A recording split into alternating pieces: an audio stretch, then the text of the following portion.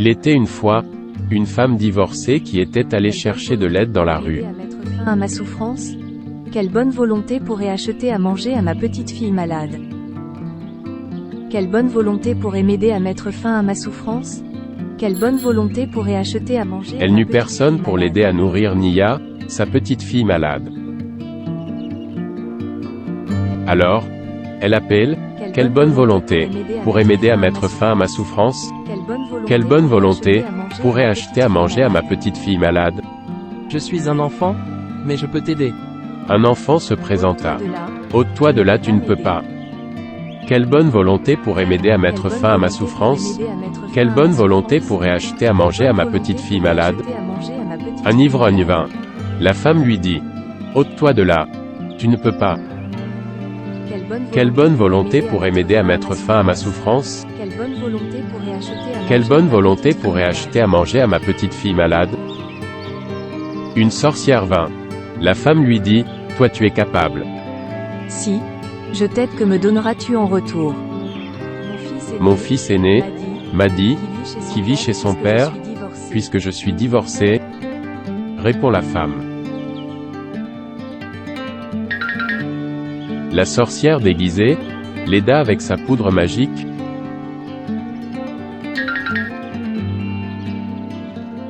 La femme s'en retourna à la maison, où elle amena beaucoup de manger et de boire.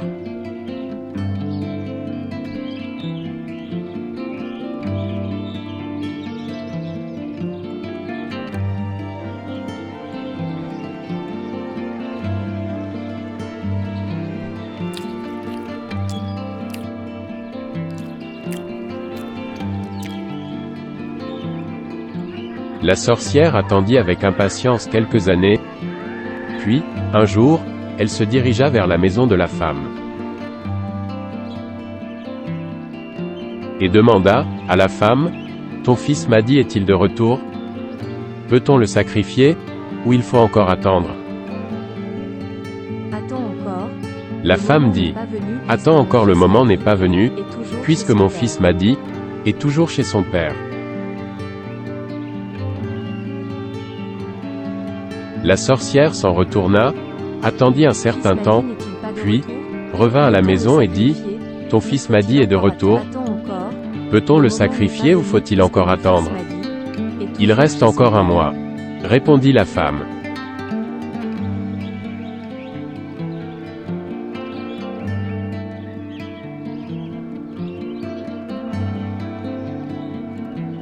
Madi décida un matin, il revint chez sa mère, puis il alla faire des achats au marché. Et il partit. Ton fils Madi n'est-il pas de retour? La sorcière vint en son absence. Ton fils Madi est-il de retour? Peut-on le sacrifier ou faut-il encore attendre? Le voilà, qui vient de partir au marché, répondit la mère. La sorcière attendit, puis, elle alla trouver le garçon dans une rue vide.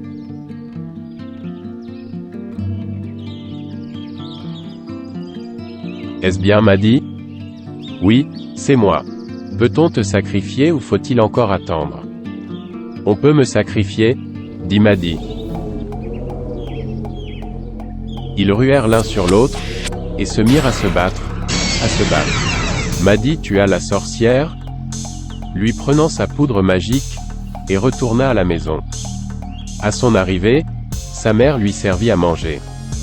Il en mangea un peu, puis, mélange la griffe dans le restant du manger. Il dit, mère, viens prendre le plat. La mère prit le plat, et aussitôt, se mit à manger. À peine, avait-elle avalé une gorgée.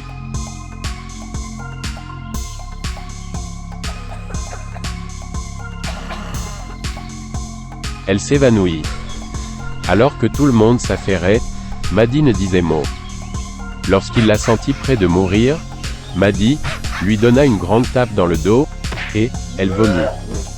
Il lui dit, « Voilà la sorcière à qui vous m'avez donné en sacrifice. » Et, la mère, fut couverte de honte.